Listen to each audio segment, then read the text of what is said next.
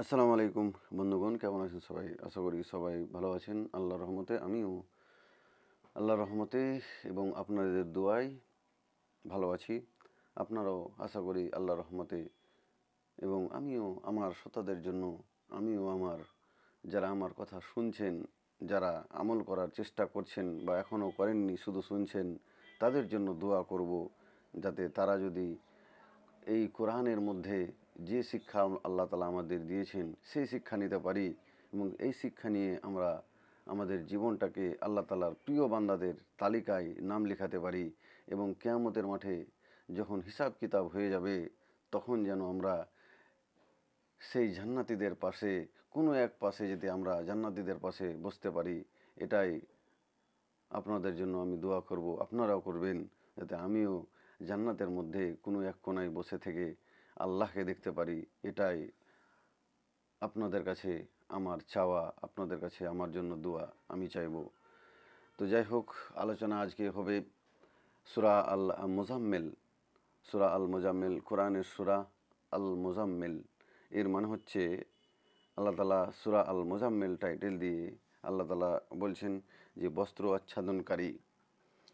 এর আগে বলেছেন একটা খেয়াল রাখবেন যে আল্লাহ তালা তার নবীকে, তার প্রিয় নবী রসুল হজরত মোহাম্মদ সাল্লাহ সাল্লাম, আমাদের নবী, আমাদের কলিজার টুকরা, তাকে তিনি কখনো ইয়া মোহাম্মদ, এ মোহাম্মদ বলে ডাকেননি। এত তিনি সম্মান, এত তিনি ইজ্জত দিয়েছেন আমাদের প্রিয় নবী হজরত মোহাম্মদ সাল্লাহ সাল্লামকে যে তিনি তার নামটা কখনো সরাসরি ডাইরেক্ট ডাকেননি, তিনি তাকে পরোক্ষভাবে ডেকেছেন। কখনো বলেছেন বস্ত্র আচ্ছাদনকারী বা কখনো পোশাক পরিহিত। এভাবে তাকে আল্লাহ তালা তার প্রিয় নবী হজরত মোহাম্মদ সাল্লাহ সাল্লামকে ডেকেছেন। তিনি তাকে এত ভালোবাসেন, তিনি তাকে এত সম্মান দিয়েছেন যে দেখেন যে প্রত্যেকটা নবীকে তার নাম ধরে ডাকা হয়েছে আল্লাহ তালার তরফ থেকে। কোরআনের মধ্যে দেখবেন যতটি নবীর নাম এই কোরআনের মধ্যে উল্লেখ আছে বেশিরভাগ, তো তাদের নাম ধরে আল্লাহ তালা ডেকেছেন। কিন্তু আমাদের প্রিয় নবীকে এত সম্মান দিয়েছেন, এত প্রোটোকল দিয়েছেন যে তার নাম, তার নামের মধ্যে এত আল্লাহ তালা মানে ইজ্জত দিয়েছেন যে তার নামটা পর্যন্ত তিনি নিতে পারেন না। এত দেখবেন যে কাউকে যদি বেশি ভালোবাসা হয় বা তিনি যদি কারো বেশি চাহিদা হয় আমাদের মানুষের মধ্যে বলছি, তো তাকে কাউকে দেখবেন যে কেউ তার নাম নেবে না, এই বলে ডাকবে বা এই যে বা এই শুনেন বা এই যে দেখেন। বিশেষ করে স্বামী স্ত্রীর মধ্যে এটা হয়, এই ভালোবাসার মধ্যে যে একে অপরে যারা নাম ধরে ডাকে না ভালোবাসার জন্য, যে ছোট হয়ে যাবে তার জন্য। তো ভাবতে পারছেন সে আল্লাহর সেই ইজ্জত, সেই মহিমা কতখানি যে তিনি তার প্রিয় নবী, তার খাতেমের নবী, শেষ নবীর নাম তিনি কখনো ডাইরেক্ট বলে ডাকেননি, ইনডাইরেক্টলি তাকে ডেকেছেন। কখনো বলেছেন এই যে বস্ত্র আচ্ছাদনকারী সূরা আল মুজাম্মিল, আর কখনো বলেছেন পোশাক পরিহিত। এর আগে যে সূরাটা আমি পড়লাম এবং তাফসির করলাম, যে সূরা আল মুদাশশির বলে আল্লাহ তালা তার এই সূরার টাইটেল দিয়েছেন যে হে বস্ত্র আচ্ছাদনকারী বা হে পোশাক পরিহিত। আর এখানে আল্লাহ তালা বলছেন আল মুজাম্মিল মানে হচ্ছে বস্ত্রাচ্ছাদনকারী, মানে বস্ত্র আচ্ছাদনকারী মানে ধরলে কোনো জিনিস যদি আমরা পোশাক যদি পরে থাকি বা কোনো জিনিস আমরা চাদর পরে থাকি, তাহলে এটাই আমরা বস্ত্র আচ্ছাদনকারী। এভাবে বস্ত্র আচ্ছাদন করা হয় বা চারিদিকটাকে মুড়ে নেওয়া হয় বস্ত্র দিয়ে বা কোনো কাপড় দিয়ে। তো এইভাবে আল্লাহ তালা এই সূরার টাইটেল দিয়েছেন। তো শুরু করা যাক, আল্লাহ তালা কী বলছেন এই সূরার মধ্যে এবং এখান থেকে আমরা কী শিক্ষা নিতে পারি এবং আমাদের গুনাহ খাতাকে আমরা মোচন করতে পারি এবং আমরা নেকির পাল্লাটা যেটা হবে কিয়ামতের মাঠে, তো সেই সেই দাঁড়ির পাল্লা, নেকির পাল্লাটা যাতে ভারী হয়ে যায়, তো সেই দিকে আমরা বিশেষভাবে নজর দেব এই কোরআন আর আমাদের হাদিস এর আলোকে। আউযুবিল্লাহি মিনাশ শাইতানির রাজিম, বিসমিল্লাহির রহমানির রহিম। পরম করুণাময় অসীম দয়ালু আল্লাহর নামে শুরু করছি। ইয়া আইয়ো ইয়া আইয়ো ইয়া আইয়ুহাল মুজাম্মিল, ইয়া আইয়ুহাল মুজাম্মিল, হে চাদর আবৃত। তাফসীরগণ বলেছে যখন এই আয়াতগুলো অবতীর্ণ হয় তাফসীরগণ বলছেন কি, আগে শুনুন। যে যখন এই আয়াতগুলো অবতীর্ণ হয় তখন নবী সাল্লাল্লাহু আলাইহি সাল্লাম চাদর গায়ে দিয়ে শুয়েছিলেন। আল্লাহ তার এই অবস্থার চিত্র তুলে ধরে সম্বোধন করলেন, অর্থাৎ এখন চাদর ছেড়ে দাও এবং রাতে সামান্য কিয়াম করো, জাগরণ করো, অর্থাৎ তাহাজ্জুদের নামাজ পড়ো। বলা হয় যে এই নির্দেশের ভিত্তিতে তাহাজ্জুদের নামাজ ও তাহাজ্জুদের নামাজ তার উপর ওয়াজিব ছিল। এভাবে তাফসীরগণ বলেছেন যে যখন আমাদের প্রিয় নবী হতে পারে।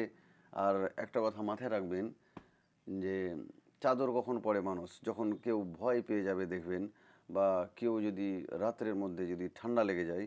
আর আরবের মধ্যে রাত্রে মরুভূমিতে রাত্রে এমন এমন কোনো জায়গা আছে আফ্রিকা বা মিডল ইস্টের কান্ট্রিগুলোর মধ্যে, যে দেখবেন সেখানে রাত্রে অনেক ঠান্ডা হয়ে যায়, অনেকটা তাপমাত্রা নিচে নেমে যায়, -ডিগ্রি পর্যন্ত হয়ে যায়, এরকম ঠান্ডা সেখানে লাগে সেই মরুভূমির মধ্যে। তো আরও মরুভূমির দেশ, তো যাই হোক, তো আমাদের প্রিয় নবীকেও হতে পারে ঠান্ডা লেগে গিয়েছিল, বা তিনি তিনি বস্ত্র আচ্ছাদন করেছিলেন, বা তিনি চাদর পরেছিলেন। তো আল্লাহ তাআলা সেই হালাতে তাকে বলেছিলেন, যে নির্দেশ দিয়েছিলেন যে তুমি উঠে পড়ো, হে বস্ত্র আবৃত, তুমি কি করো, উঠে পড়ো এবং আমার জন্য, আল্লাহর জন্য কি করো, সালাত আদায় করো, তাহাজ্জুদের নামাজ পড়ো। তো সেখান থেকেই তাহাজ্জুদের নামাজটা আমাদের প্রিয় নবী পড়েছিলেন এবং আমাদের জন্য সেটা ওয়াজিব হয়ে গিয়েছে। এরপরে দ্বিতীয় নম্বর আয়াতে আল্লাহ তাআলা কি বলছেন, কু মিল্লাইলে কু মিল মিল লাইলা ইল্লা কালিলান, রাতে সলাতে দাঁড়াও কিছু অংশ ছাড়া, রাত্রি জাগরণ করো কিছু অংশ ব্যতীত। রাত্রি জাগরণ করো কিছু অংশ ব্যতীত মানে হতে পারে সেটা রাত্রি 2টা বা 1টা পর হতে পারে। মানে রাত্রির কিছু অংশ যাওয়ার পর তুমি কি করো, সলাৎ আদায় করো বা তাহাজ্জুদের নামাজ পড়ো বা আল্লাহর জিকির আজগার করো, বা আল্লাহর কাছে নিজের ভুলের জন্য, বা ইনডাইরেক্টলি সব কিছু আমাদেরই বলা হচ্ছে আমাদের প্রিয় নবী হজরত মুহাম্মদ সাল্লাল্লাহু আলাইহি সাল্লামের দ্বারা দিয়ে। তো আল্লাহ তাআলা বলছেন কি, যে রাত্রি জাগরণ করো কিছু অংশ ব্যতীত। তোমার নিন্দটাকে কিছু অংশ, নিন্দ তোমার পুরো করে কিছু অংশ, রাত্রির কিছু অংশ কী করো, নিন্দটাকে ভেঙে তোমরা কি করো, বিছানা ত্যাগ করে তোমরা কি করো, আল্লাহকে ডাকো, আল্লাহকে নিজের ভুলের জন্য, আল্লাহর কাছে নিজের ভুলের জন্য ক্ষমা চাও, বা তোমরা নামাজ পড়ো, তাহাজ্জুদের নামাজ পড়ো, সালাত আদায় করো, বা তোমরা কি করো, আমার কাছ থেকে আল্লাহ তাআলা বলছেন যে তোমার নিজের গুনাহের জন্য ক্ষমা চাও। আর হাদিসের মধ্যে আসছে যে এসেছে যে রাত্রির যে কিছু অংশ যখন পের হয়ে যায় 12টা 1টা বা 1:30 2টার পরে আল্লাহ তাআলা শেষ রাত্রের শেষ অংশে আল্লাহ তাআলা কি করেন, আল্লাহ তাআলা মানে হাদিসে আসছে যে আল্লাহ তাআলা আরশ থেকে কি করেন, সপ্তম আকাশ থেকে বা সপ্তম আকাশে বা নিচ আকাশ যেটা আছে সেখানে চলে আসেন। এরকম হাদিসে আসছে দেখার জন্য যে কোন বান্দা এমন আছে যে এত বড় নিয়ামত রাত্রি জেগে আমার কি করেছে, আমার ইবাদতে লিপ্ত আছে। তো আমরা সেই আমলগুলো করব যে আমলগুলো আমাদের প্রিয় নবী হজরত মুহাম্মদ সাল্লাল্লাহু আলাইহি সাল্লাম করতে বলেছেন বা করেছেন। বেশি বেশি করে করব আমলগুলো। আল্লাহ আমাদের যাতে সেই আমল করার তৌফিক দান করেন। সকলে বলেন আমিন।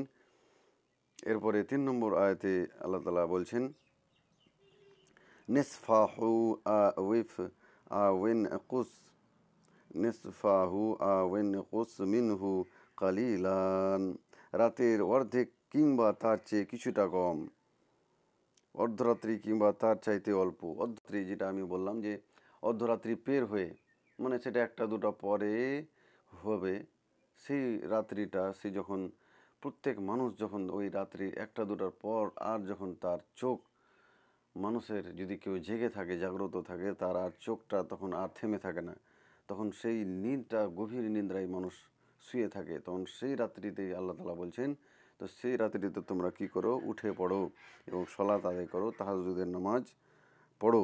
অর্ধরাত্রি কিংবা তার চাইতে অল্প, অর্ধরাত্রি পার হয়ে বা তার চাইতে কিছু অল্প সময়ে আল্লাহ তাআলা বলছেন উঠে পড়ো, তোমরা উঠে পড়ো এবং তাহাজ্জুদের নামাজ আদায় করো। আল্লাহ তাআলা নির্দেশ দিচ্ছেন অবশ্যই ভালোর জন্যই বলেছেন এখানে সে নামাজটা পড়তে। যেহেতু আমাদের প্রিয় নবী হজরত মুহাম্মদ সাল্লাল্লাহু সাল্লাম পড়েছেন, তো আমাদের কী করতে হবে? তাহাজ্জুদের নামাজটা বেশি বেশি করে, সেই আমলটা বেশি বেশি করে করতে হবে।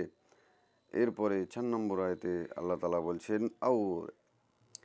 আও জিদ আলাইহি আও জিদ আলাইহি ওয়া ওয়ারাত্তিলিল কুরআনা তারতিলান আও জিদ আলাইহি ওয়ারাত্তিলিল কুরআনা তারতিলান, অথবা তার চেয়ে একটু বাড়াও আর স্পষ্টভাবে ধীরে ধীরে কোরআন আবৃত্ত করো। সুবহানাল্লাহ। অথবা তার চাইতে বেশি, অথবা রাত্রের অর্ধেকটা আল্লাহ তাআলা বলছেন, বা তার চাইতে আর একটু বেশি। জানছেন যে প্রত্যেকটা বান্দা কেউ তো একটু বেশি জাগ্রত হবে, কেউ কারো নিন বেশি হবে। তো আল্লাহ তাআলা প্রত্যেকটা, দেখেন ইসলামের মধ্যে, এই কোরআনের মধ্যে প্রত্যেকটা সমস্যার সমাধান আল্লাহ তাআলা রেখেছেন। দেখেন তো নিনের ব্যাপারে আল্লাহ তাআলা বলছেন, আল্লাহ তাআলা প্রথমে বলছেন যে রাত্রের অর্ধেক সময় পার হয়ে, বা আল্লাহ তাআলা বলছেন অথবা তার চাইতে বেশি, অথবা আর একটু বেশি হোক, 2টো 3টা হয়ে যাক, তো তখন তোমরা উঠে পড়ো আর কোরআন আবৃত্ত করো ধীরে ধীরে। আল্লাহ তাআলা বলছেন কোরআন আবৃত্ত করতে বলছেন, কোরআনকে পড়তে বলছেন, ধীরে ধীরে পড়তে বলছেন। এখান থেকে আমরা কী শিক্ষা নিতে পারি? এখান থেকে আমরা, আল্লাহ তাআলা যেমন বোঝাতে চেয়েছেন যে আমরা যাতে অন্য কাউকে ডিস্টার্ব না দিই, আমি যদি নিজেই পড়ি, আমার আয়াতগুলো এমন হবে যেন স্পষ্ট হবে, আমার আয়াতগুলো পড়া এমন হবে, আমি যাতে আয়াতগুলো পড়বো এমনভাবে যাতে কারো নিদটা ভেঙে না যায়। আমরা আয়াতগুলো এমন পড়বো যাতে ভুল ভাল না হয়ে যায়, যাতে তাড়াহুড়ো করে ভাবে না পড়ি, যাতে তাড়াহুড়ো করে পড়লে কী হয়, ভুল হওয়ার সম্ভাবনা বেশি থাকে। তো আমাদের স্পষ্টভাবে ধীরে ধীরে পড়তে হবে। এটা আল্লাহ তাআলা এখানে বলেছেন 4 নম্বর আয়াতে। তাফসীরগণ বলছেন এটা কালিলা এর পরিবর্তে স্বরূপ বদল, অর্থাৎ এই কিয়াম যদি অর্ধরাত থেকে কিছু কম 1/3 হয়, অথবা কিছু বেশি 2/3 হয়, তাতে কোনো দোষ নেই। সুতরাং বহু হাদিসে এসেছে যে নবী সাল্লাল্লাহু আলাইহি সাল্লাম কোরআন পড়তেন ধীরে ধীরে, স্পষ্ট ও সুন্দরভাবে, এবং তিনি তার উম্মতকেও ধীরে ধীরে, স্পষ্ট ও সুন্দরভাবে, থেমে থেমে কোরআন পড়া শিক্ষা দিতেন। তো এখান থেকে আমরা অনেক কিছু শিক্ষা নিতে পারি। তা আমাদের আল্লাহ এমনি এই কথাগুলো বলে দেননি। তো আমাদের যাই কিছু পড়বো আমরা ধীরে ধীরে পড়বো। কোরআন বিশেষ করে আমরা বলছি।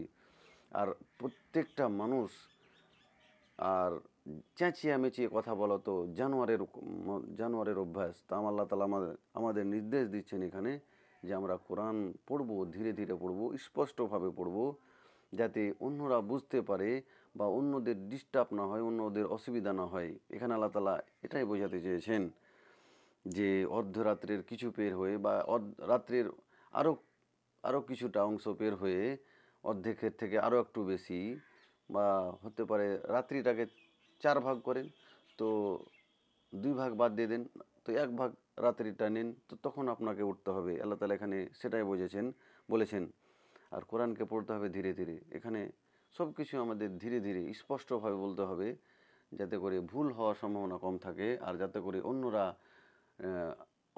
অন্যদের অসুবিধা না হয়। হতে পারে আপনার আশেপাশে দেখবেন যে অন্যান্য ধর্মের লোকেরা আছে, যদি আপনি চেঁচিয়ে পড়েন, জোরে জোরে পড়েন, বা লাউড স্পিকার দিয়ে পড়েন, তাহলে তাদের অসুবিধা তো হবেই।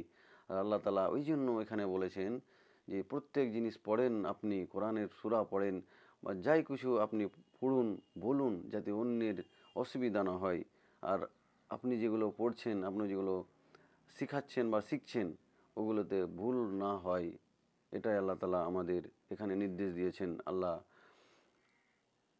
আমাদের বোঝার এবং আমল করার তৌফিক দান করেন। সকলে বলুন আমিন।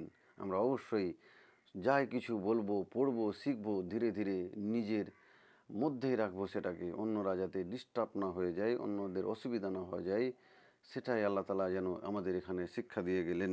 এটাই আমরা আমল করব এবং অন্যদের শিখাবো যে কোরআন কিভাবে পড়তে হয়, কোরআন কিভাবে আলোচনা করতে হয়, বা কোরআনের তাফসির কিভাবে আলোচনা করতে হয় মানুষদের মধ্যে বা নিজেদের মধ্যে, বা কোরআন পড়াশোনা বা নামাজের মধ্যেও আয়াতগুলো কিভাবে পড়তে হয়, এটা আমরা শিখব এবং অপরকে শিখাবো ইনশাআল্লাহ। তো যাই হোক, ভিডিওটা আর বেশি লম্বা করছি না। চ্যানেলটাকে কী করবেন, ফেসবুকে দেখছেন তো ফলো করে নেবেন, এবং ইউটিউবে দেখছেন তো কী করবেন, সাবস্ক্রাইব করে নেবেন আর ঘন্টাটা দেবে রাখবেন এরকম আরও অনেক জ্ঞানের ভিডিও পাওয়ার জন্য। আসসালামু আলাইকুম ওয়া রাহমাতুল্লাহি ওয়া বারাকাতুহু।